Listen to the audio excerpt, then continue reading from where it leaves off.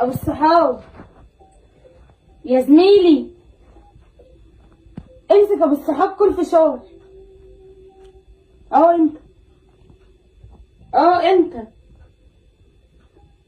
امسك يا زميلي كل فشار. ايه اللي انت بتقوليه ده؟ ايه صحاب والصحاب وزميلي؟ ما هي دي هتبقى طريقة كلامنا من النهارده.